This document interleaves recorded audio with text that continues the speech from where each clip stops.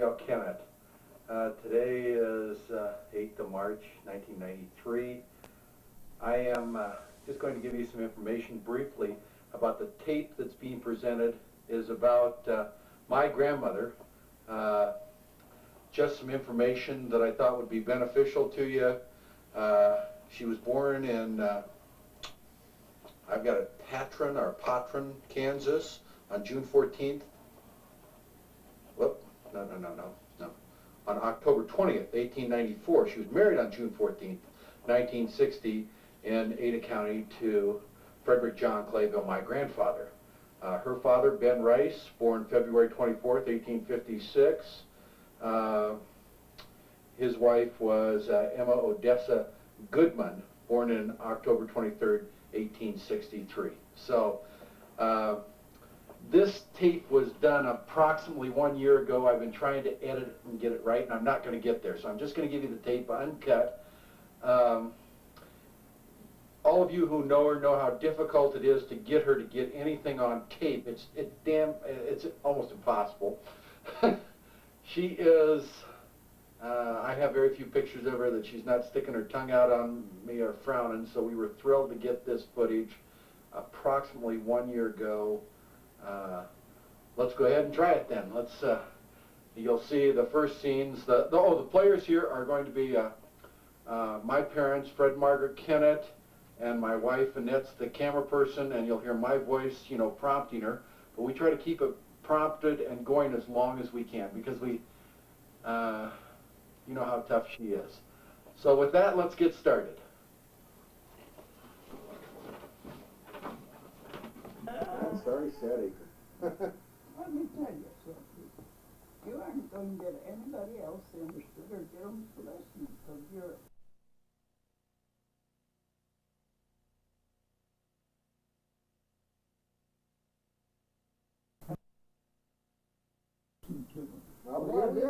Let me get the tripod. Let's set it up and let's do it. So I go to bed at night and I just relive it all over again. The thing about old age, I can't remember yesterday. What happened yesterday, I can't remember where I put this or whatever. But you do, really and truly, you remember a long time ago better. Things keep coming back with old time. Mother would get up and tell me about, she hadn't thought of this family, somebody that lived by them or something, for at least 80 years. And it's true, this happens.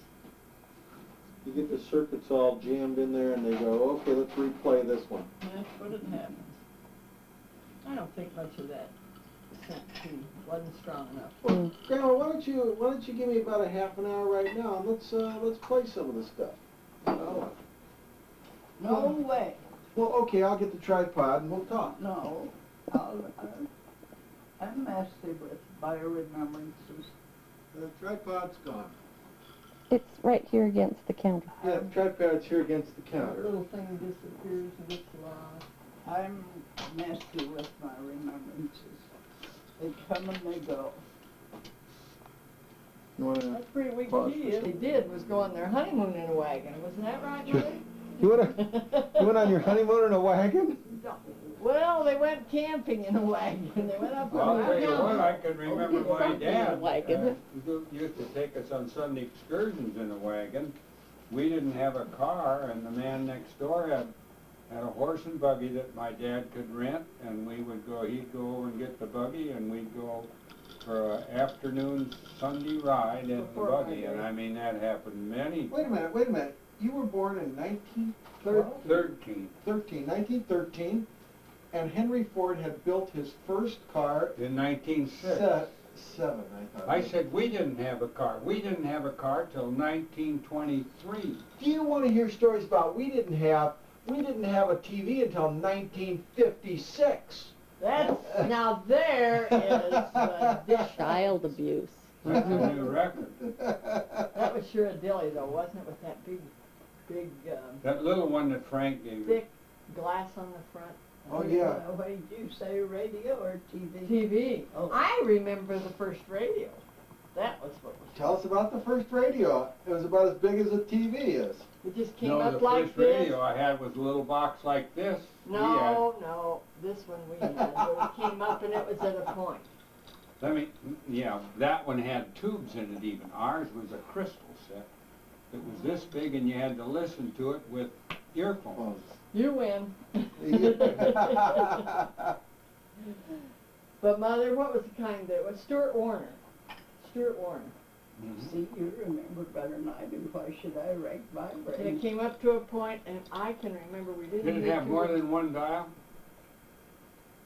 I don't know. Our first one was a Stuart Warner with 3 dials, and each one was a condenser, and they had to be tuned in. Oh, you had to tune each condenser. Each condenser was tuned in. Gosh, that was exciting to hear voices on the radio. And then all those shows that came on, One And Man's Band the- and all that. The speaker was a round one like this. It sat down on a thing like this and came up, and then it came out to a big megaphone like this. Oh my, I don't And it I think ours was built in. Ours was modern. Yeah, you were modern. Mother, what year were you born? Give me a lead Pencil I'll figure it won't do it. Pencil won't do it. 1894, Put my October chip on. 20. That's right. Where were you born? I never can remember. In Kansas. Yeah, but what was that little town? Vince? No.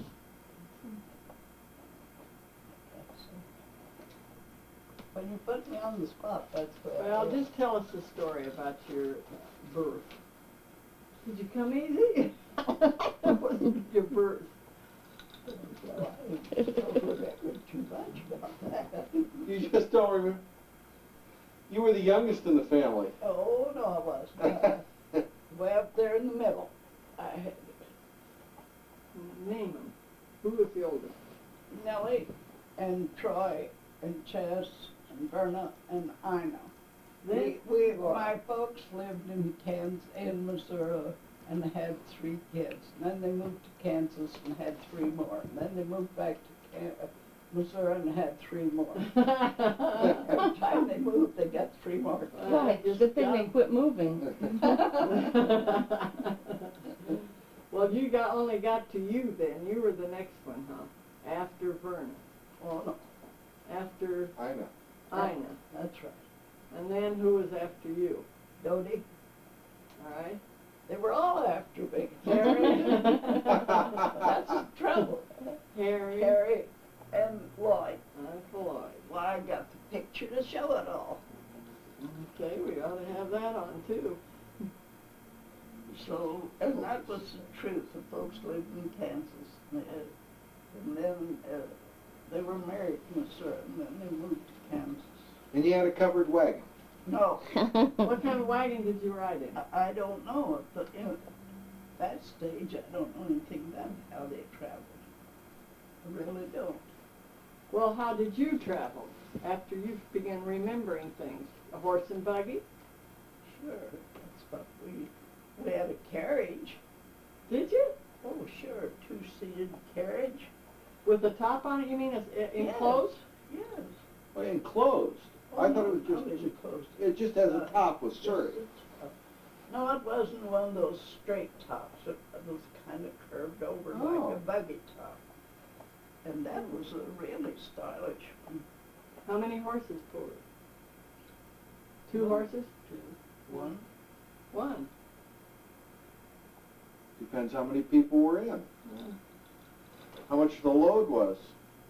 What did Grandpa do for a living then? Farmed. What did he farm? What kind of farming did they do back there?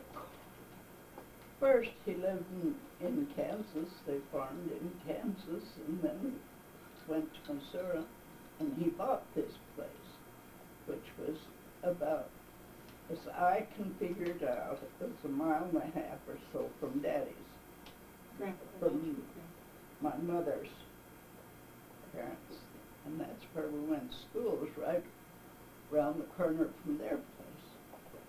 And you could always stop at Grandma's every evening after school, and she'd have a cookie or something for us. Neat, that's neat. I love it. And if it was bad weather, Dad would take us and all the neighbor kids in the big wagon. We'd just stand up in the big wagon and he'd drive us to school. Boy, though, they'd sure catch it if they were standing in a wagon now, wouldn't they? We all lived through it anyhow. Did you have bad weather there, though? Snow? Sure we did, and mud. Yeah. I thought you had to walk through the snow to get to school. Oh, that was you, Mom. I'm sorry. Me. I'm sorry. They got to ride in a wagon, see? We did. If it was Alright. raining, and muddy, real muddy, well, they'd take us to school. And we had just 2 rooms in our school. The big room and the little room. And a pot-bellied stove in it? Keep warm? Yes. 2 And teachers or 2 teachers. they were and pretty uptown. The guy that ended up being my brother-in-law was the teacher in the big room. Uncle Doc. And my sister taught part of the time in the little room in the first 4 grades. Who? Nellie. And she met him because he was teaching the other 4 grades. Yeah. Well, he hadn't gone to medical school yet, huh? Oh, no. He was a teacher. He was a That's teacher. the oldest one in the family, Nellie. Then he went to Kentucky, where'd he go? To school. But did he teach you? No, Did she teach the you? old big kids. Yes, the first year I went to Miss Doshi, and the next year, no, I didn't think I went to Nellie. Dodie did. Dodie went to Nellie. And then all you had to do is to finish the 8th grade in the big room, and then you could teach in the little room. No kidding. Oh. You never went to normal school of They any kind? probably went to a summer school or something that I don't remember anything about. We have come a ways in education. Well, I don't know. I imagine you learned your 3 R's better than we did, or do now, the schools. Anyhow, What are these 3 R's? Reading and writing starts with an R. Didn't you know that? Mhm, so does arithmetic. And arithmetic starts with Oh, an you R. guys. Boy, you learn something every day, don't you? these modern kids are not very well educated. We don't spell very well. No, It'll sure. Writing and arithmetic. Well, with 9 children, did you ever go hungry? Were you ever hungry? Or did... And no, we had some eggs and we had milk and we had butter, our own make, and all the things on the farm that you raise. We never thought about it. We didn't even go to the stores very often. Where'd you get your flour and sugar? 4 miles was our town, Rich Hill. Rich Hill. Rich Hill was our town. Rich Hill, We Missouri. went, and that was an event when we got to, one of us got to go to town with the parents or with somebody that went shopping, because that didn't happen every day. That, every Saturday? I want to know where you got the flour and sugar and things that you couldn't raise. Staples. That's what I say, we bought them at the Oh, store. okay. 4 miles to the town. You didn't have a miller that ground it and everything in? We lived southeast of Kansas City, South? Kansas City, Missouri. Tell us some of the things that you remember about that are particularly enjoyable. Some of the nasty things you did to your brothers. They were nice to each other. Well, there wasn't any fighting and scrapping and stuff in our family, ever. Of course, Berna and her friend wouldn't let me go in the room where they were having a good time. That was pretty mean of them. And they had a few things like that. And then they went and, those 2 went and got some I was sick, and they went and got some flowers off of the trees and brought to me and told me Ernest Scott sent them to me. And he didn't at all, but he... Who was that, your boyfriend? Well, I hope so. Well, he put some marbles on my desk. Oh, well, he must have been your boyfriend then. So, that's what I remember about him. We went to 4 grades in the little room and 4 grades in the big room, and then we took the county examination. We were out on our own after 4 not grades, I shouldn't have used that word. 4 years in the little room and 4 years in the big room. Well, and then there was no high school. No high school. But when did you leave then to come out here when you went to high school? Oh, came to Idaho, and they didn't know, we didn't have graded schools. That's the reason I said we shouldn't have said grades, because I came out to Cloverdale and started a school, because there was a school near us where we lived, moved to, and the teacher, what grade were you in? I don't know. Well, how do you know? How many years had you gone to school? Well, I was in the 4th reader. And have you had arithmetic? Yes, and I was good in arithmetic, but I was way behind in geography. Well, then, big old fat Catholic, I didn't like her anyhow. Oh, my. What did she say? Oh. Then what grade were you in? I don't know. I bet you thought she had the dumbest kid. I don't know what grade. Wasn't any such a thing as a grade. So she finally got me settled.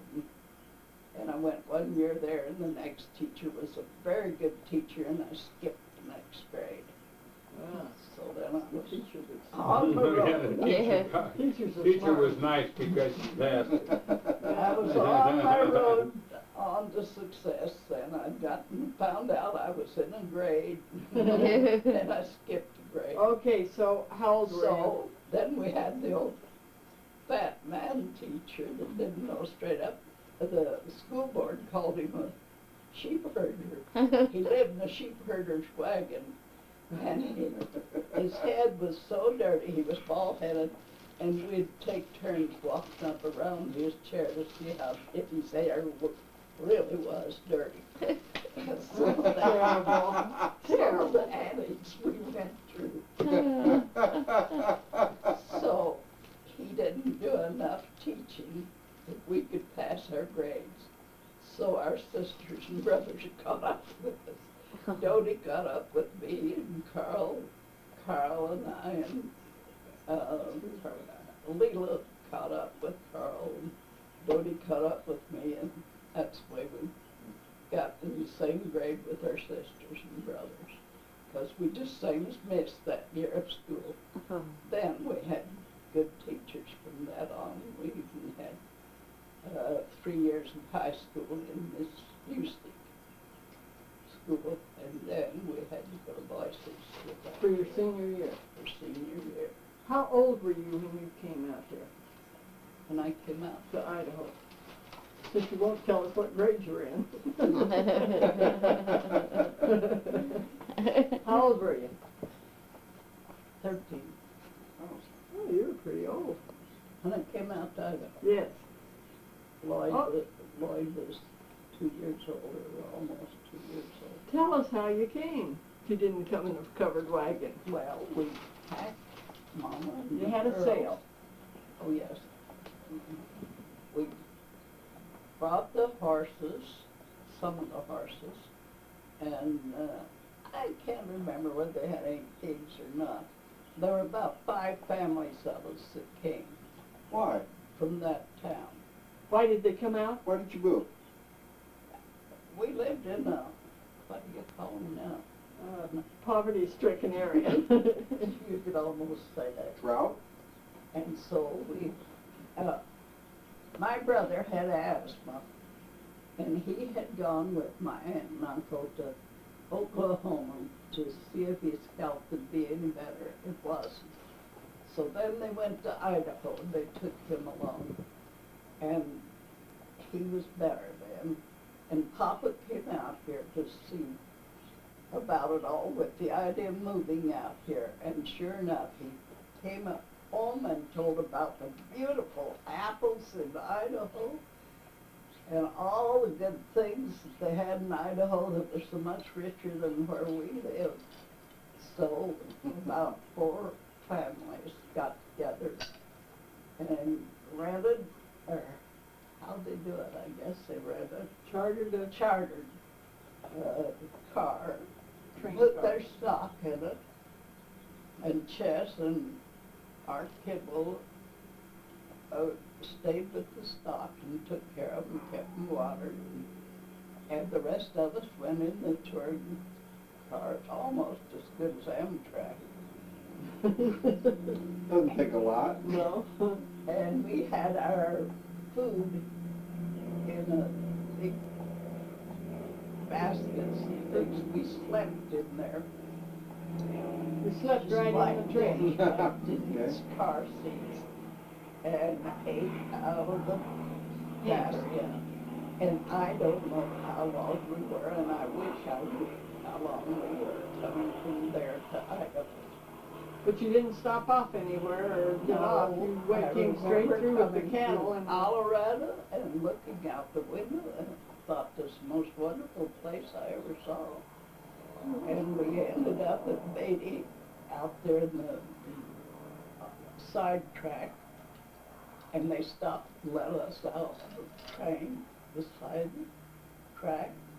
And my uncle was there with the big wagon. We all piled into the big wagon and went to their house. Beatty, where's that? It's, well, where would I take us? South of Houston. So, southwest of Cloverdale, Okay. on the railroad track. What'd they do with the cattle? Herded them. Did they unload them there too? Unloaded them and put them up at Uncle Jim's place where Uncle Jim lived, and that's as far as I know about Was this the Uncle cattle. Jim and Aunt Nonnie? Yes. They lived up this. That's Grandma's, my grandma's sister. So we lived, rented the place next to them then, and that's where we lived for years, on the Rowell place. And that was a nice place. And the house is still there. That's where we grew up and walked to school. I never went a day to school till I got in we went on the streetcar after we got in high school. You went into Boise, you mean? Last year, we had 3 years of high school at Cloverdale. Houston. And did you go on a streetcar to get there?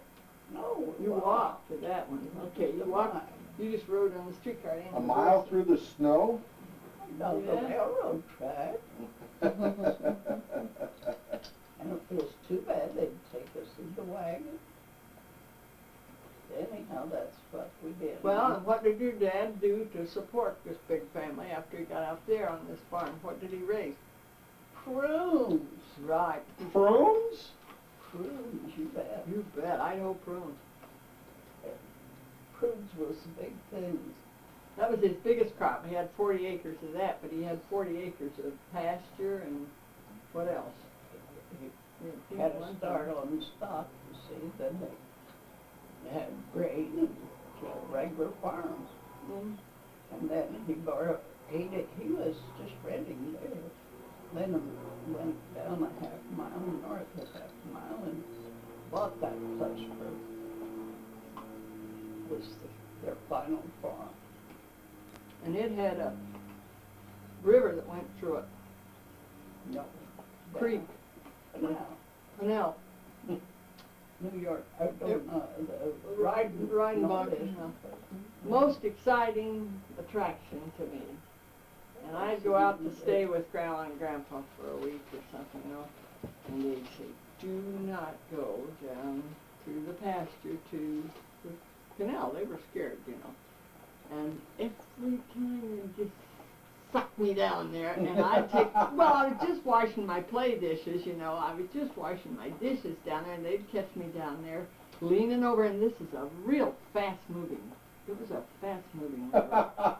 There I'd be, and oh boy, and they just kind of scolded me, but nothing, they never were cross with us kids, and why they weren't.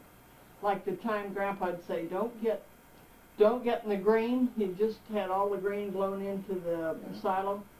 First thing Lawrence and I did was crawl up there in the grain and drop down into the grain.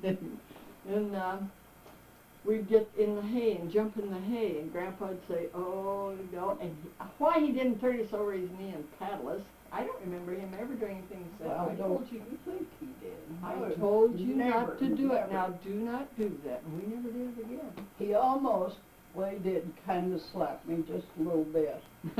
And I didn't do a thing to spit in the well.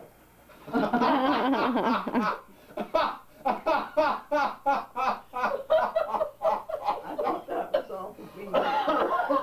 That's strong punishment. All you did was just spit in the well. It wasn't like They were anything doing serious. something, they had the lid off of it, and I was leaning down, and that was the temptation. I spit in it, and Wow, did he whop it's you the on? only time I ever remember him touching me. I thought that was pretty unjust. Well, I think it's pretty easy, considering. Now I'm starting to understand a lot that you didn't get as much punishment as you should have when you were young. Yes, I didn't need it. And look how I grew up. So My point Yeah, that's exactly. what we were looking at. And that well, I can remember the pump on it and going out and carrying water in. All those years, when I was big enough to remember it, they carried the water in.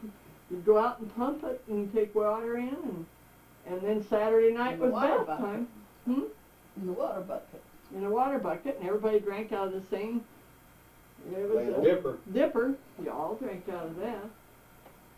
I can remember them butchering a hog and rendering the fat, having big pans on the stove cooking down, then you'd eat that, whatever that crusty stuff was. I didn't like that. Crackins. I didn't No, like most of we rendered outdoors in big black pot on Oh, the this was open that. fire. Later, this was Yeah. a lot of years later, I'm sure. But Grandpa had planted a beautiful orchard, not just these 40 acres of prunes, but up by the house was a cellar, down underneath the cellar and everything, and all around it were fruit. There was, all the way to the outhouse was grapes on each side of the path going to the outhouse, so you always could eat grapes. On the way to the On job. the way back, on the way to the John. But then there were all kinds of apple trees, cherry trees, Cherry tree right down there. apricot, peaches. We So, really had a so lot. come harvest time, there wasn't a question of if you'd like to help. I worked at the packing shed and packed prunes. Made money. Isn't Grandpa the issue had- one that you dry Yeah, the prunes first? No, this was the ones that they packed and shipped. They And packed then in they, wooden boxes. Dad got into this with another fellow, and they opened this started this dryer, and they dried the prunes and sold them, shipped. Did they ever do the prunes on racks outside? Is that one of the? No, No. but they did them in this prune shed. Well, I can remember in Santa Clara Valley, that used to be a hot dog. Tell me about this. I'm thinking of like a smoking shed is the only thing that comes to my mind. Is that not what you dried in, or what did it look like? Well, how did we dry them? Fans, that's all. Air they did. dried. Yes. Blown. But before that, I can remember every time we'd go out to Grandpa's, he always loaded the car down with food from the garden or from the fruit trees or something.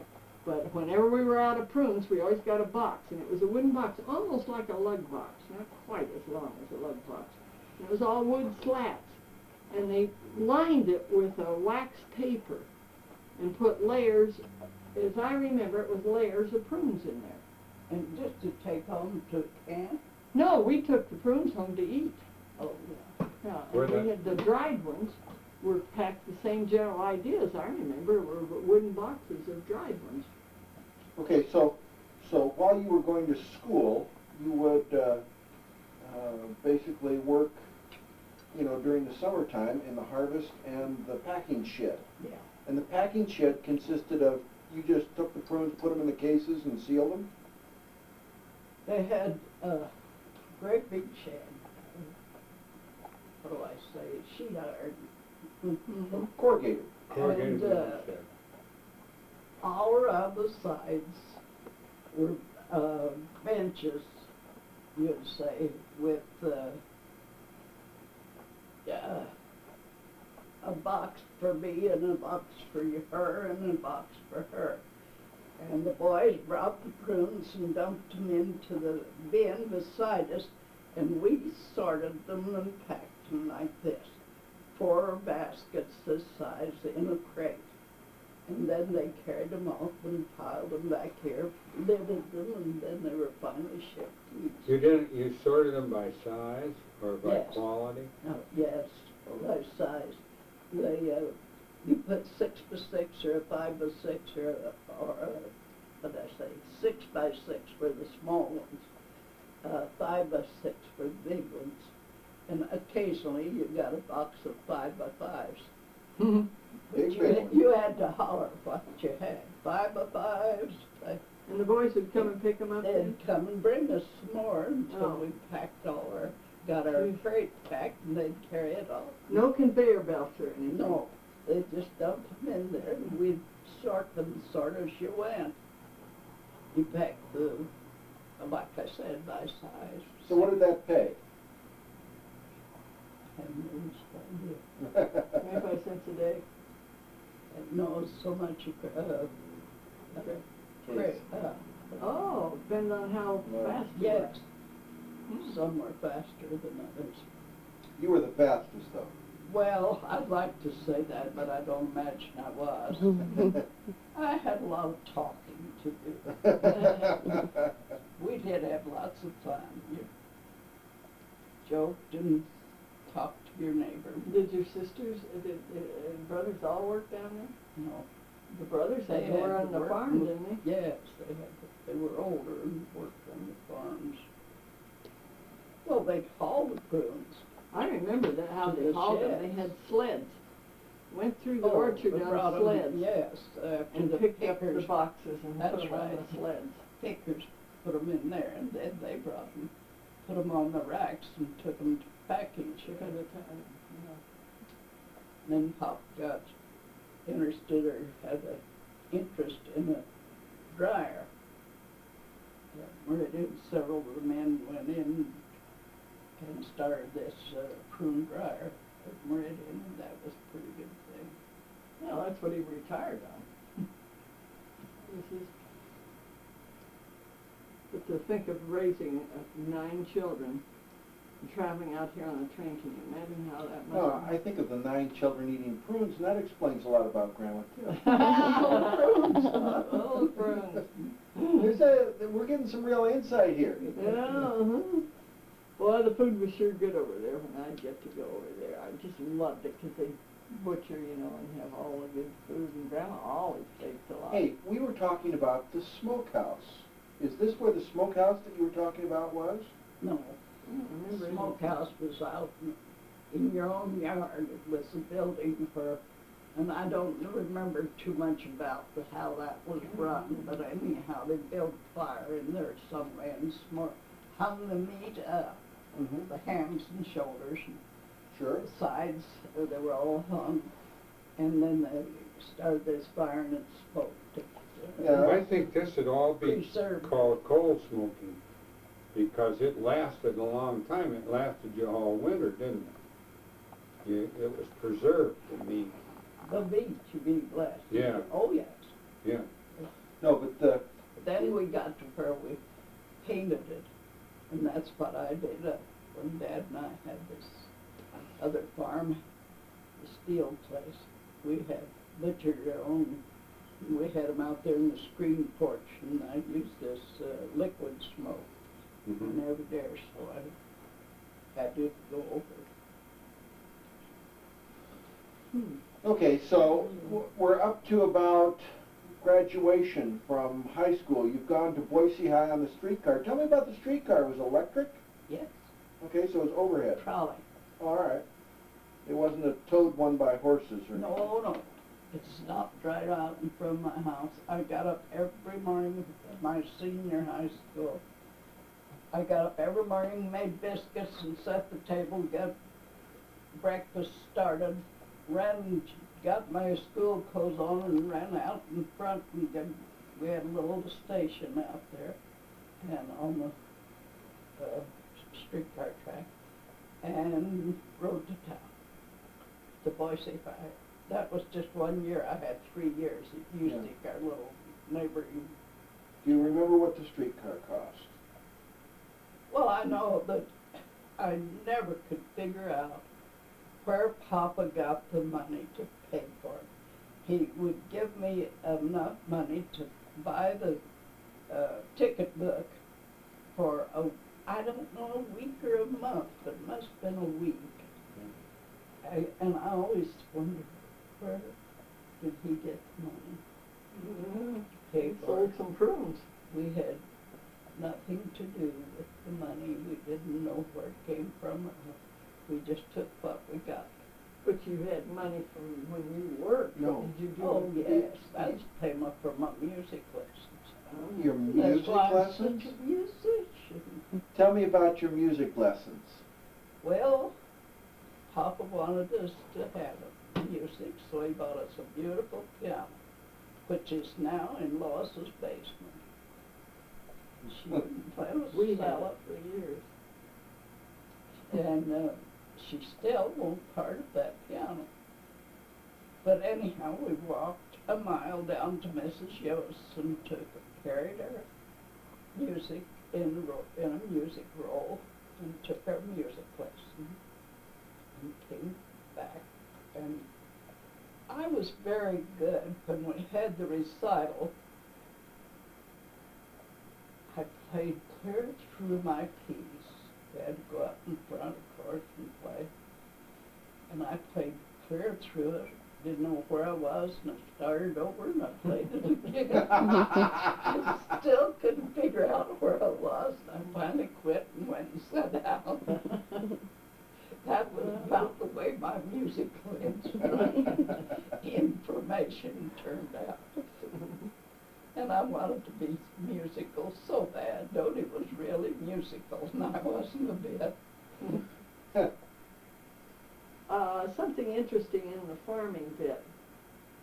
When I was older, I remember the people who moved through the country working on the farm. What did they call them?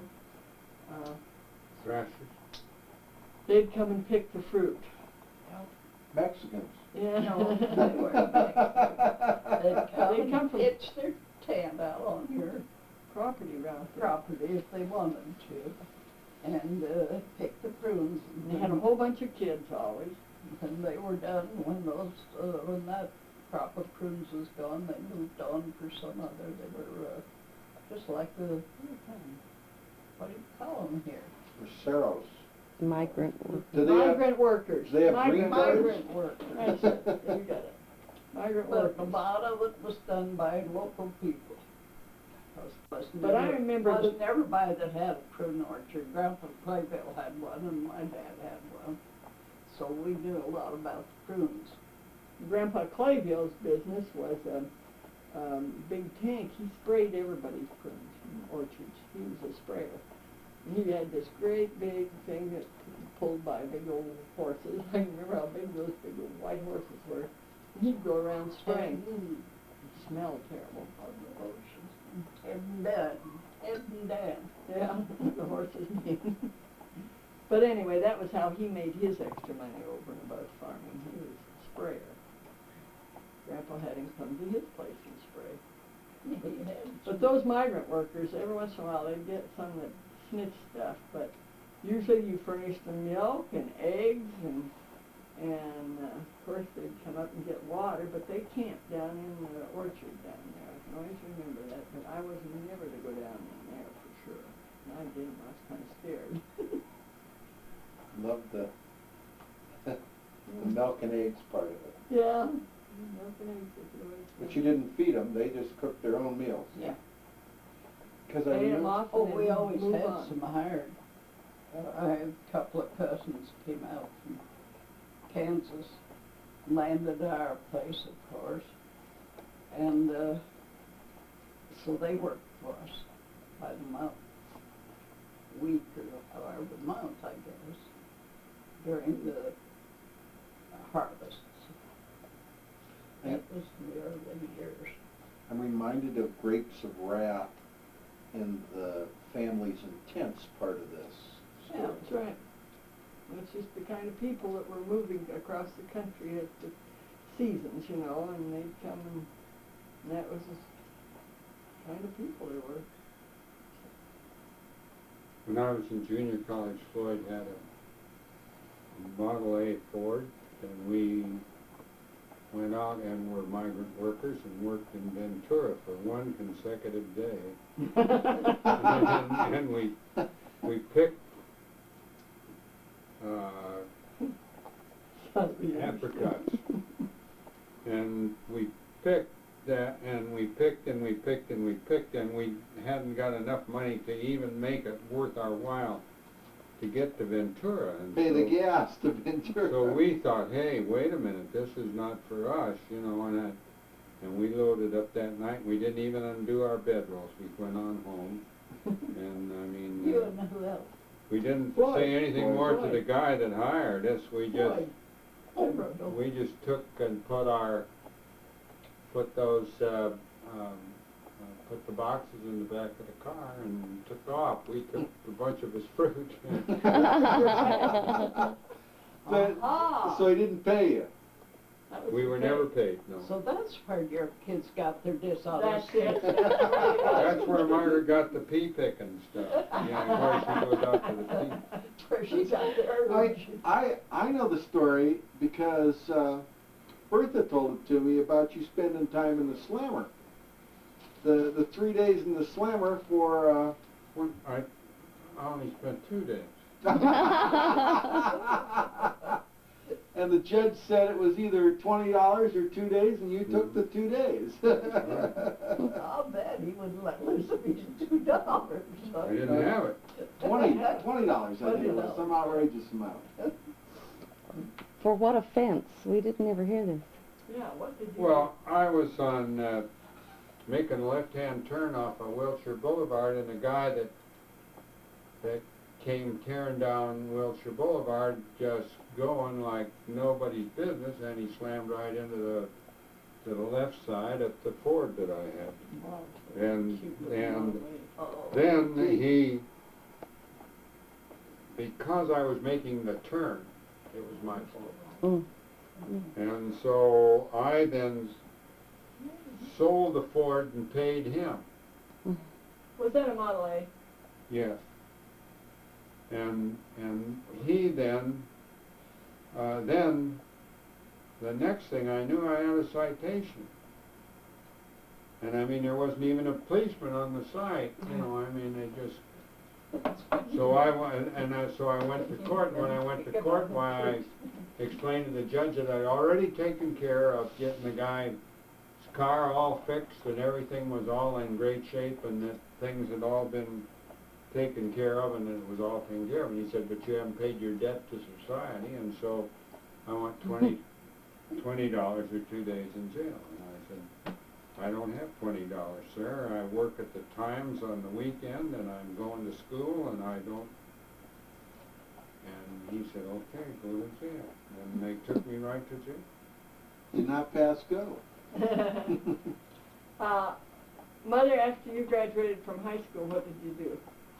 Me got married. Immediately? Young? You didn't get married. You graduated in 15 and you got married in 16? Yeah, I spent all that time waiting to get married because we were going to get married in March. And Frank and Vernon talked us out of because they were going to get married, but they couldn't get married until school was out because Vernon was teaching school. And so we waited until June to get married so we could all get married at the same time. Tell us about the wedding. June the 14th. Oh, it was just super. We had about 20 guests, I guess, relatives and friends. We were married in the corner of our own living room at home. Mr. Brown married us, our preacher. And Joel Brown. performed the ceremony. Performed? We were all standing up there together and pledged our future to each other, and that was it. And then we went, and Ina made my sister, Ina, had been to Home ec. Major. Oh, yeah, she'd been away to school and she knew just about everything. And so Yes, that sounds like that. she even got some flowers and stuff from over in Oregon for our decorations, and she prepared the food, and we ate around the dining table, and had her picture taken out in front, and I have a picture to show. Yeah, picture to prove it, huh? Prove it. And so then what'd you do for your honeymoon? I'm not going to tell you because you'll laugh. Oh, come on, how many did you take with you on your honeymoon? Nellie and Lorene, no, not Lorenzo, I don't think. I'm not sure whether he came or not, but Lorene or Nellie and some of the other relatives and Mom and Papa. And we all got in the car, 2 cars, and went to Arrow Rock for our Arrow Dam. honeymoon. Eric Dam, that was their honeymoon. Right. Tell me about this Fred Clayville guy. Yeah, how'd you meet him? He lived at Ustick, and he didn't go to school very long. That was too much fooling around to go to school, so he went out and worked. And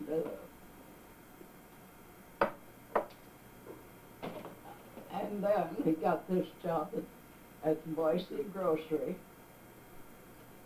and a friend of one of the other fellows worked at Boise Grocery. His wife died, and he was moving out of his house, so he told Dad that he'd rent him that house. So he rented that house, and it was a 1-bedroom house. And we had a sanitary couch in the other room, and a bed, and a kitchen stove and table. What's a sanitary couch? One of those couches that the leaves raise up on the side. And you pull this thing up and the leaf goes down. So you can have a wide bed or a single bed. Oh, okay. Made of wire springs. Got it. And thin mattresses. Very. And that was a nice little place, just a little like acreage down there, not far from the highway. And that's where we lived until, Was Lawrence born there? no, then we got this job from Kingsbury's on that fruit farm. And Dad by that time had a team. And so he and his team were working for Kingsbury's at this fruit place. And that's where Lawrence was born. And then we moved from there to the Briggs place, and he still was working for Boise Grocery. And that's where Margaret was born. He was working for Boise Grocery doing, what did he do for Boise Grocery? Just Driving the truck. You've seen this picture. Right. I've seen the picture of the truck. That's it. It's a big chain-driven Rio, it looked like. It's No, White. white. It's white? Okay. White company. So he'd basically just make deliveries or pickups, to the stores. okay? And his favorite story is that he delivered Albertsons. You know how important Albertsons are. Absolutely. He delivered the first batch of groceries to Albertson's first store in Boise. Ah, So that was quite an honor. But, and then, I don't know where we were in our lives by that time, that I got a job at the Oh, that coffee was, department. that was many years later. It's when we kids were in high school and it cost me so much. Right? Didn't have any kids at home to take care of, so I went out and got a job at the coffee department in Boise Grocery. They roasted their own coffee and sold it to the stores. now, we're up to around the mid-1920s at this point. About There's a story that you related to me that helped me with perspective, and I think it's worth telling again. You sent Grandpa into town to buy one pair of socks, and he came back with two. and was I ever mad to think he'd be so wasteful? Wasteful as two. And then I didn't understand, so you related the part about each night when the kids came home, you would wash their clothes and hang them next to the stove, and they'd put on their underwear the next day. Did I say that? I'll stick to it if I did. Did I miss something in that? That's the way I remember the story. Well, I might have sometime, but that wasn't Not every that night, I can tell regular. you. No, it wasn't that regular. There wouldn't have been room for that many kids with underwear around the stove. No, it wasn't the fanciest place in the world, but we got through. We always had lots of good food. And all We didn't have fancy clothes. Mother we made had as clothes good as the over rest from of 'em. everybody's coats and so on. Even when I was in high school, she made clothes over so we would have clothes and have variety. And What do you mean made over? Change You the take a- sizes? yes, or you take Aunt Ina's old coat, and The she'd Sturgis's. or Sturgis's old coats, and she'd make me a wool skirt. Oh. Yeah, Oh, or I a see. vest. You used the And I was cutting out a coat for you. skirt out of the coat. Skirt out of the coat, yeah, or a coat And, out of the coat. no, another coat, I think. And she just bragged on it and bragged on it. Well, that helped Margaret a whole lot because she thought she was too poor. She must be awful poor to be having to have a cut-down coat. And after the school nurse bragged on my ability to I make thought it was such a pretty good. good-looking coat, why Margaret, it raised Margaret's ideas. Oh, that's good. That was better. And they did have a lot of nice clothes because Yes, we did. Sturgis cousins had nice things, and I could sew. And 5 kids to sew for and feed. And my dad, working at a wholesale company, got our basic foods very cheap. Sure. You know, and he could buy our broken case or something. He brought home food very cheap. But we canned and had big gardens and got all our food that way. And then we had cows, and that's where the butter came from. We'd take the milk into the creamery and get butter in exchange. So, and Mother baked bread all the time, so we really lived. She made the nickels stretch, let me tell you. So a We were very typical poor, day or but very rich. perhaps a usual day would consist of somebody had to get up and get that fire going. Well, 2 fires, one in the kitchen and one in the living room, Okay. definitely. And then Start cooking. we ate our breakfast and the kids packed their lunches. Margaret had to pack the lunches for all the kids after she was 6 big lunches. enough. 6 lunches I'd have to make every morning. And you were a morning person too. I wouldn't say that. If anybody spoke to me even, I'd growl at them. My dad delighted in, oh, hello, Happy. What's your Mark's grandma.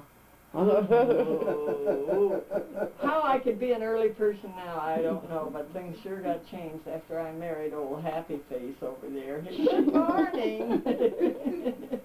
You just finally gave in. I gave in, and now I'm up first now and happy to be up. Gets No. up 6 o'clock to make up for all those days that she hated to get up. Right. No, we had a real good childhood living and such. We had lots of food when the Depression was on and other people were hungry. We had food because of Dad worked and Mother knew how to stretch a nickel. Did you see people, this is from my view of that history, did you see people who came around and begged for food or work? Oh, of course. They'd go out in the morning to milk, and there'd be an old tramp up in the hayloft. Dad'd say, get up there and chop all that stack of wood right there, or you could have something to eat. And they didn't. They'd take off. Some of them chopped Some wood. of them would Were work hungry. for their breakfast, but some of them would take off. They didn't want to work for it. They'd go to another house and beg, and A lot of beggars. A lot of tramps, we call Certainly them. hasn't changed. Yeah, we never that see was them. just in the winter when things were hard. But we didn't make it so attractive to them that they wanted to come back. We said, go get out there and get to work. And, with a Depression times, with 30% of the population out of work, weren't there a lot of people who were willing to work for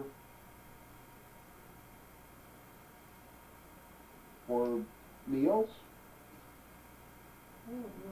Oh no, not a lot in there. There were all kinds of things that people did during the Depression. There in the area that we lived in, they'd go down and get apples at the market and they'd sell apples on the street. There were just, you could buy apples any place you wanted to along the street.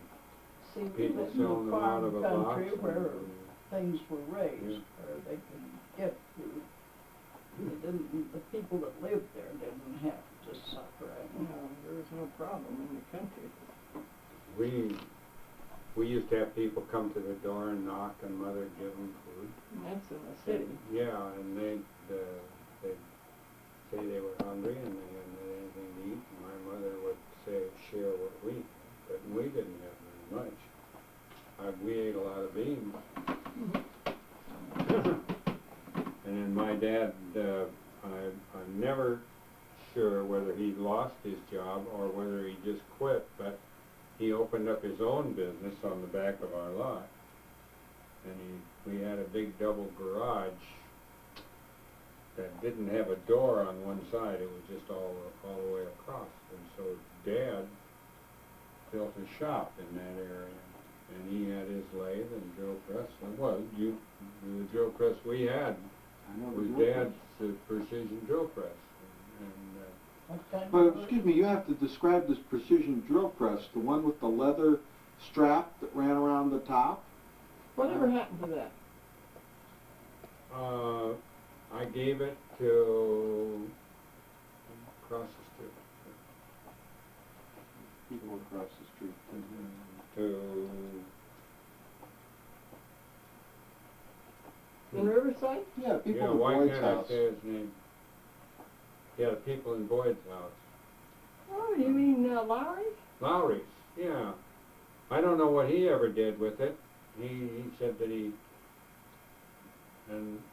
took that whole bench with it and everything. We were getting rid of the bench. Remember that little stubby short bench? Chopped it off twice. that I So the remember. car would go in.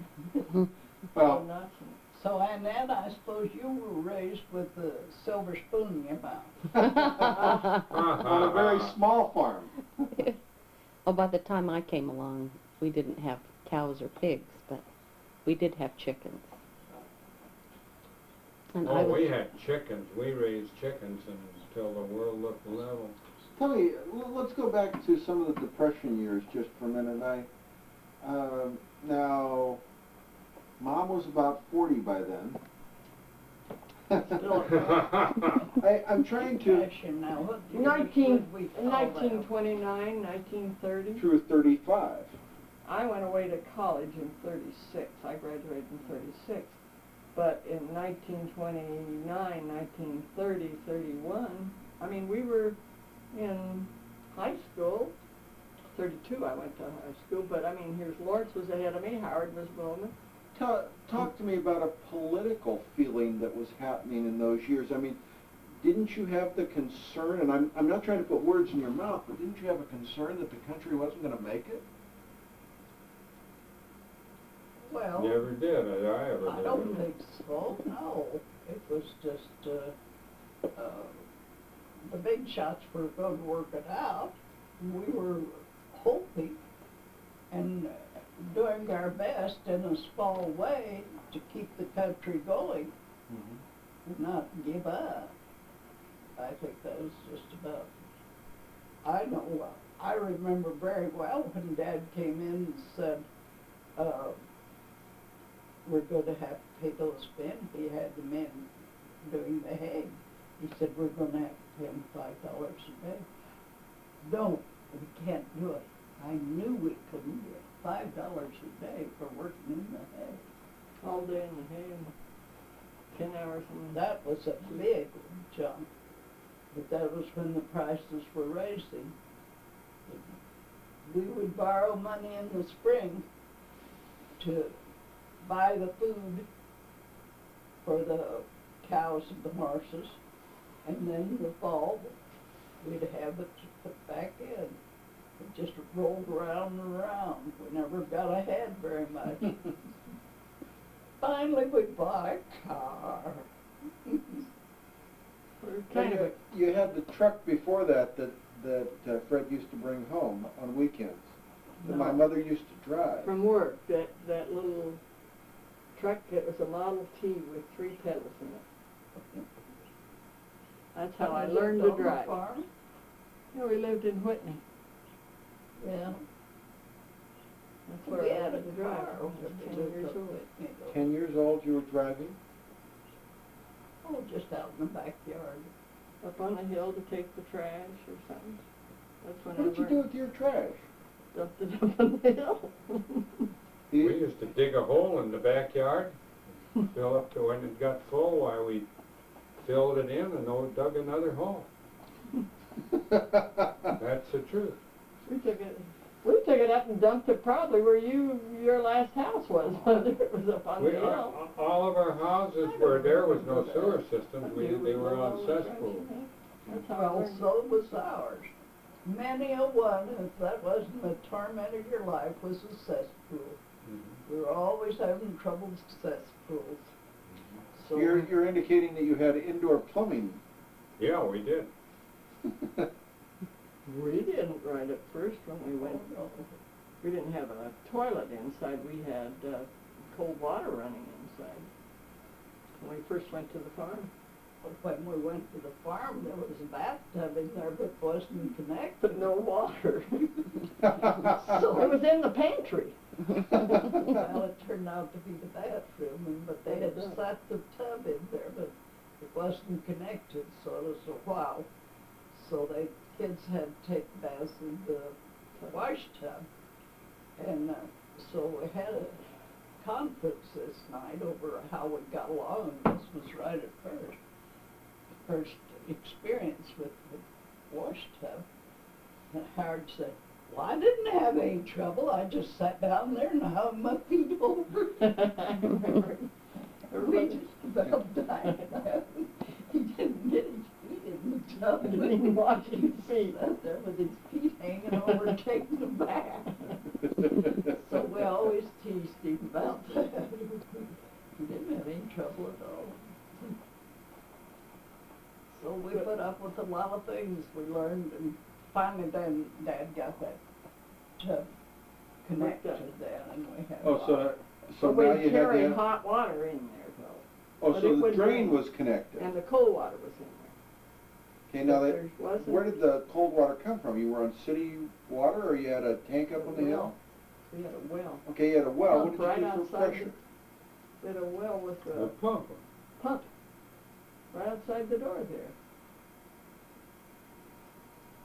I don't remember carrying hot water in there. Must not have done that. That was very just long. at first, and then we got the No, there was a well right outside the back door there. I remember Yeah. the pump running. Yeah. Anyway, we finally got a toilet in there. That was really the day. Didn't have to run clear out. How was the washing done? It was done at a On the- sink with a scrub board, right? Nope, we had a wash machine that sat on the back porch. Even in the winter? Yes, in the winter. You didn't have It's terrible a to scrub have. board. My mother had. Oh, years one. ago we Oh, did. Sure, it was the only way. Yeah, After we got yeah. to the Yeah, farm. I can remember that washboard so well. I mean, you put the soap up in a little thing on the top That's space, right. and then you had it usually had a metal. A lot of people were wood, but my mother had a metal one that she scrubbed the clothes. I can remember the early 50s one that you had with the ringer up on top, and you thought you had come to heaven when you had one that Then I got an automatic. automatic. That didn't- Well, I had a ringer until we went to Fullerton, I guess. Yes. Yeah, because you had a clothesline in Arizona. Sure did. I didn't have a dryer until, No. Well, in Arizona you didn't until all either. the babies were grown. Diapers. Diapers were dry. Till the diapers were dry, yeah. How about having your daughter and daughter-in-law come home with 2 babies during the war, and you didn't have all these conveniences, and every day those clotheslines were covered with dye. You bet they were. Even in the winter, they'd freeze stiff, and then we'd bring them in and hang them over a dryer. Boy, that was just a steady job. Did we even have a washing machine when we were at Whitby? How did you get Had that little tiny one. Remember we Hey, bought that yeah. little thing that Yeah. just You sat on started. the counter? You started to tell about the car you bought, Grandma. Well, it's when we lived on the Briggs place, the place where Lawrence was born. And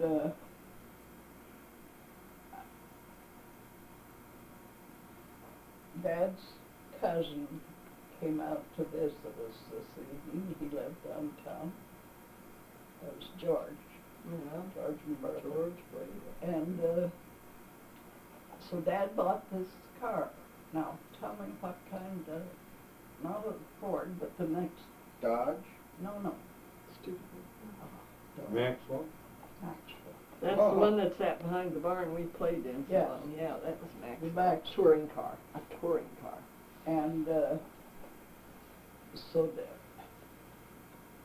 they stayed so late that Dad was going to take me out and give me a driving lesson with this car that night, because Mom and I wanted to go down to the Boise church to something that was going on. And I was all perturbed about it, and Dad said, "Oh, you can drive it." I'd had one lesson, and I took Mom and the baby and went down Clear in Boise, which was a long ways away. with that car, and I've been driving cars ever since. I didn't say that I didn't run into the fence once. That came to the telephone pole. Oh, well, that was, anybody could have done that. I was up at the creamery and I started to back, and I looked in the back window, but I didn't look at the right direction. Backed into a telephone pole. Father wasn't very happy. What kind of a car? After the Maxwell, then we had the Model A. An A? T. Yeah, T. That's Model T. We went camping in that. We have pictures of that. And loaded up. And after the Model T, was there an A? Model A? And in between there, Dad got a motorcycle with a sidecar on it. I And thought you had a Dodge sometime. oh no, not yet. Then we got we the Studebaker next. An open one with no side. Can you attach some years to these? Yeah. The I can barely remember the motorcycle. He didn't have it very long. And I probably was 5 years old, let's say 5 or 6 or something. And we had the Model T. I know I was 6.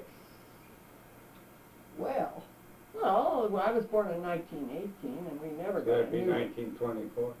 never got a new car. They were always old cars, used cars. But that's good. Was this motorcycle perhaps a Harley? Harley Davidson. Is that what it was? This, You could live in the lap of luxury if you had that Had motorcycle. that now. you thrilled him to death then. Oh, I remember him taking us for a ride in that. Yeah, he had to get rid of With it. the sidecar. Yeah. Oh, wow. It was really exciting. And My- this Ford, it wasn't this kind, it was this kind. And my neighbor across the street and we had to go to town every little while.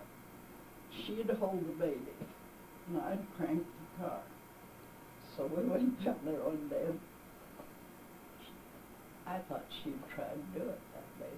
She said, no, you do it. Every time I do it, the men, I look so helpless, the men come to help me, and they don't help you, so you make it go. So I had to do the cranking, and she held the baby, and we made it. Gee, You don't look helpless. I like helpless. it. We should have looked helpless. Well, she looks, and that was the truth. She could not make that go. I usually end up having to get out and do it. Okay, so then you got a Dodge. No, we got the Studebaker first. Oh, okay. An open touring car. Well, it had good side curtains. It had good side curtains, and it was great. And that was probably in 26, 27, along in there, because I was pretty good size. And by the time I got to high school, we got the Dodge with the disc wheels, and it had roll-up windows.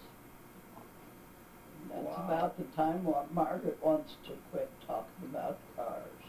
Why? Because I rode with my brother, and he'd try to spin it at the corner, and then he broke those beautiful wheels,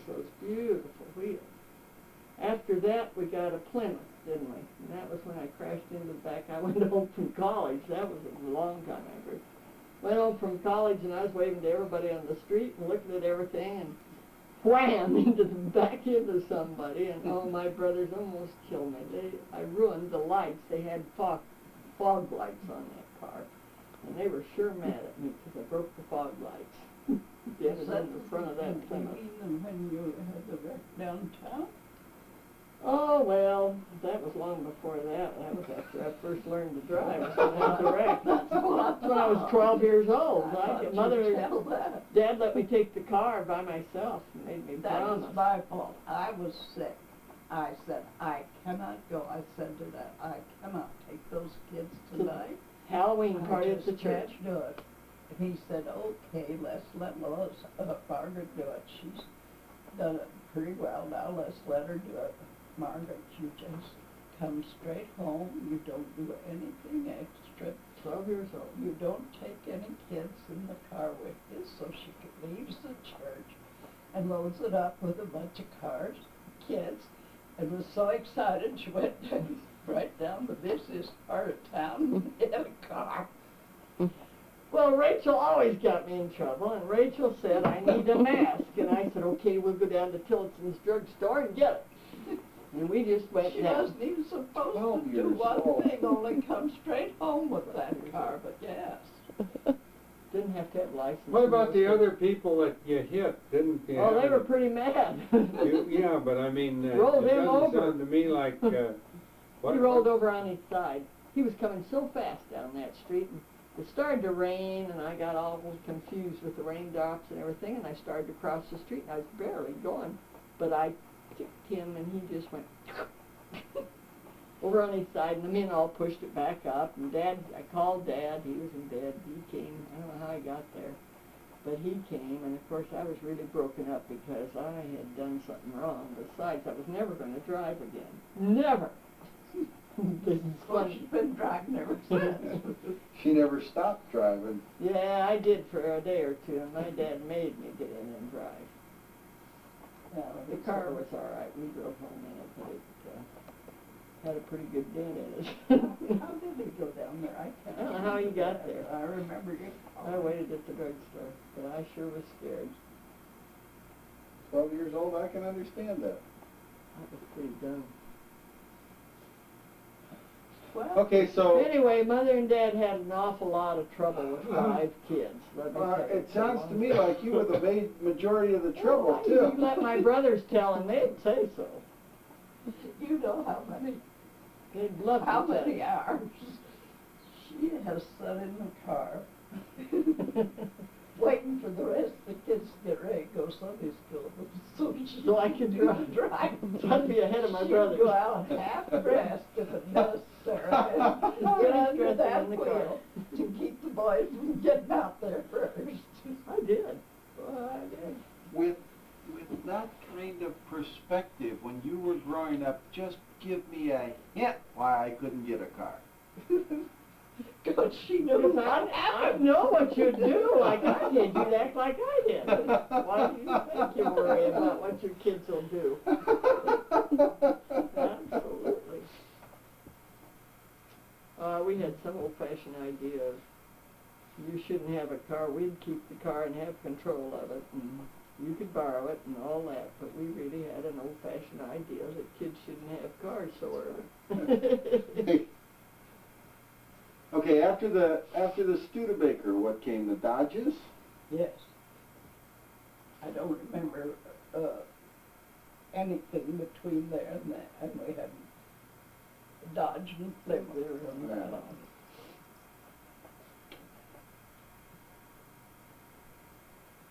And I had to sell my last Dodge, Plymouth. How old were you? You got $1,000 or $1,200 for that piece of scrap metal? Say, That was a what She was loved that? that. A '64, and you sold it in $1,000 cash. It was a 1964 Polaris. No, Wasn't it a '64? No, it wasn't '68. I don't know what Got it it was. before they I came just down. remember it was green. Dad said, when he went to buy it, okay, what color do you want? I said, brown or, I don't remember what else, but not green or something else. He came home, I heard him out there, and I went out, and there's that a green car. I had my ideas, but if he's going to give me a choice, okay. Why'd you ask me? That was the one for the best deal, so. And that was in about 1987 or '88 you sold it? Oh, no. No, not 87, 88. Before that, '86? Well, this is 91, and she's been here 2.5 years, 3 years, and she sold it 3 or 4 years before you. How many years? No, she was About 88 3 years old. Is that it, Mother? When I sold it? Yeah, when you couldn't drive anymore, when you lost your license, when you didn't get your license anymore. Don't say I lost my license, because Yes, I ma'am. could have been driving today if I would want to. Sure, you can do it any day you want, Mom. But I said, no. Say that The again. crazy drivers, this guy had, I was going down this lane and here he came and switched right in, almost hit him. I said, if that's the way the drivers act, I'm done. No one had ever told me that it was time to quit driving, but I'm not going to drive. There's crazy drivers like that on the streets, so I never drove after that. I came down here in '89, and I sold it the year before, didn't I? That's You a sold it in '88. That's right. You sold that's a $70 car if I ever met one, and you got 1,000, and you did real well. 88. Yeah. It was easy. I didn't have any dickering or fussing around about it. I Had- was ready to sell it, and they wanted it, and I said, take it. Had bias ply tires on it, It had a 318 that the service had never been done on the thing. I don't think it had seen the inside of the shop. Oh yeah, the body shop, she took the strips off and she backed out of that awful garage. That garage wasn't good. I was always amazed to see you get through that garage because it was only like 6 foot and you had a 7 foot wide car. Just about. I never hit it, I just rubbed it. I was amazed all you could the get in chrome there. First one side and then the other. Do you remember when I was trying to back it out and hit the side? More than one person did. I hit the mirrors. Yeah.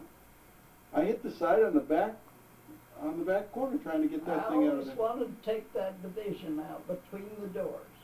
There was a line between the doors, and I always wanted to. Drive and real I tried fast. to.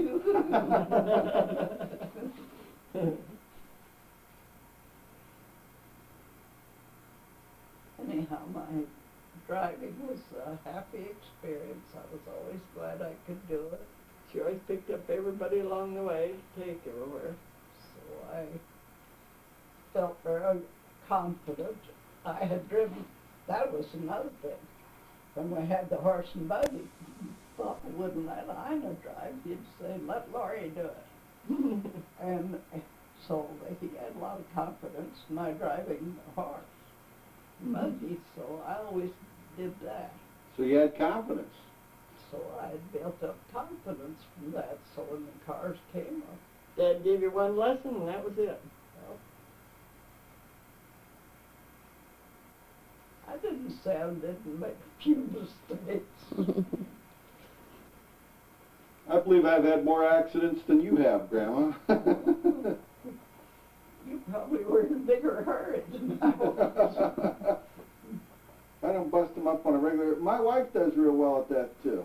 Oh, no, she's so quiet and didn't want to get into this, so why have to tell That's them? right. The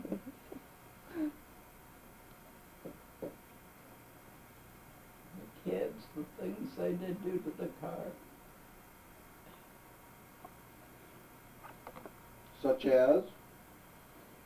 Well, Howard called up one night. Mom, I hit it. I don't know, he hit the curb some way, and someone were out in the East End racing. Racing? No, it was Howard? that time. And I went in and told Dad, and he said, tell him just leave the car there and come on home however he can. So he did. No kid ever got a scolding. They just smoothed it over and would try again. He never would rip around at him. He didn't. He was so nice to me, I cried when I had my wreck. And it was nice to Howard that he goes out and tries again. And that indeed sounds like Howard was. That's just about the way it was. Sad enough. That is the end. The end. Bit of tape as much as we did. Obviously, you'll know that it was an exceptional time that we caught her at just the right time that she was willing to talk to us. There's a small segment here at the end that I've been able to take some pictures. You will forgive me, I hope, for just putting them on the wall and taking pictures of them, but I hope you enjoy some of her old pictures of her family.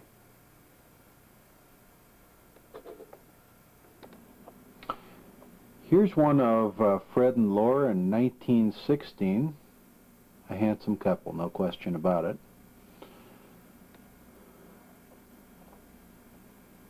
Come on. A picture of Dodie, probably around the same vintage. This next one is a particular favorite of mine that was up on the wall. Get focused here. Pull back. Picture of my grandfather, Fred Clayville, and his 1917 Garfield in a 1925 parade. It says on the side of the truck, the Pioneer Coffee Roasters of Idaho. Love the truck. Okay.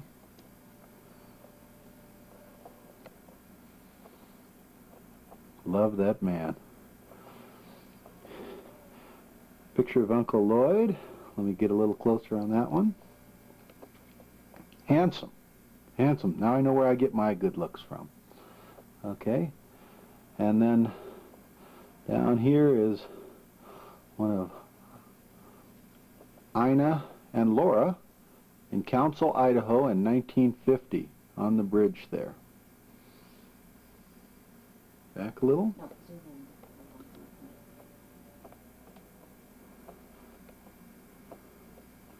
Faces aren't great there. One.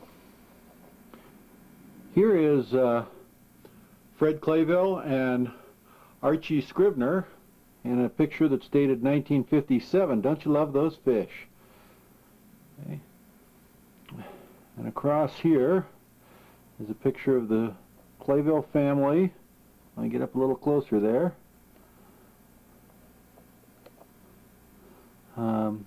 Circa 1920 approximately, and that's a guess on my part, so I could be wrong on that one. It's a little bit faded. The picture's not a great picture there. Let's drop down to, there is Fred holding Margaret, circa 1918, so she's just a baby. I know when she was born. And my Uncle Lawrence, you know, playing with the dog there. Here is another picture of Lawrence and Margaret, circa 1919. Awful cute kids. Love that little rocker chair too. So, my grandmother Laura's parents are her grandparents. Here's a picture of her grandfather, Laura's grandfather. Let me pull back on him just a little bit. Okay. And it's Daddy Goodman, Laura's grandfather, and here is her grandmother.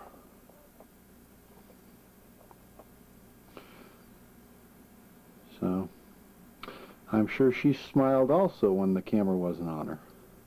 Let me bring that one a little closer. Okay. Great pictures. This is one of my favorite pictures that shows the family on the front row. This is the new home near Eustic is the title on the picture of March in 1908.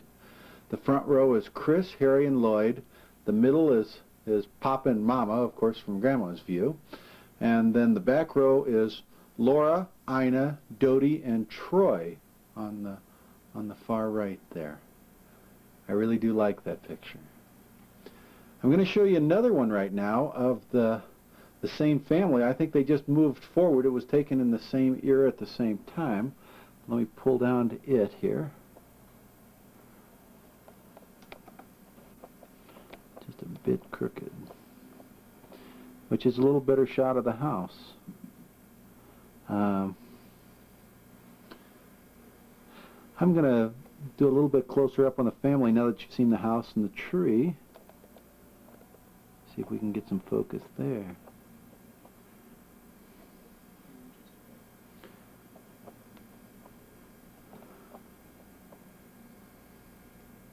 A little bit grainy on the pictures. Okay. Here's this next picture is of I think, and I'm not sure, but just from the verbiage that Grandma gave, I think this is the family Maxwell with the whole family in 1919. I know the date, but they didn't identify the car. Let me see if we can get a little bit closer there. No, that's about it. See all the players there. Proud day. Not a new car, but it's a new used car. I think that's probably the occasion for this picture. Let's go down to the last picture that we have, which is the 8th grade class at Eustic. Ustick 8th grade school, and you'll appreciate this picture. I believe the two players on the far left are, in the middle row, are Dodie and Lora. And that's all the pictures we have.